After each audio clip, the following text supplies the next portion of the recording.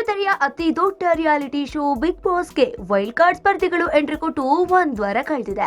ಈ ವಾರದ captaincy race ನಲ್ಲಿ ಮನೆಯಲ್ಲಿನ ಸ್ಪರ್ಧಿಗಳ ಜೊತೆ ವೈಲ್ಡ್ ಕಾರ್ಡ್ ಸ್ಪರ್ಧಿಗಳು ಜಿದ್ದಿಗೆ ನಿಂತಿದ್ರು.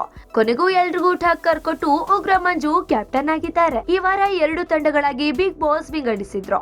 ಶೋಭಾ ಮತ್ತು ಭವ್ಯ ತಂಡದ ಕ್ಯಾಪ್ಟನ್ ಗಳಾಗಿದ್ರು.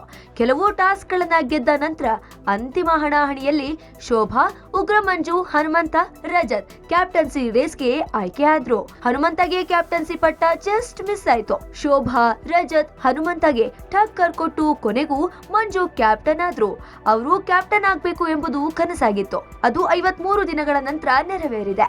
ಕ್ಯಾಪ್ಟನ್ಸಿ ರೇಸ್ ರೋಚಕ ಜಟಾಪಟಿಯಲ್ಲಿ ಮಂಜು ಗೆದ್ದು ಬೀಗಿದ್ದಾರೆ. ಕ್ಯಾಪ್ಟನ್ ಆಗಿದ್ದಕ್ಕೆ ಮಂಜು ಸಂಭ್ರಮಿಸಿದ್ದಾರೆ. ಇನ್ನು ಮನೆಯ ಉತ್ತಮ ಪಟ್ಟ ಮೋಕ್ಷಿತಾಗೆ ಸಿಕ್ಕಿದೆ. ಕಳಪೆ ಪಟ್ಟ ರಜತ್ಗೆ ದಕ್ಕಿದೆ.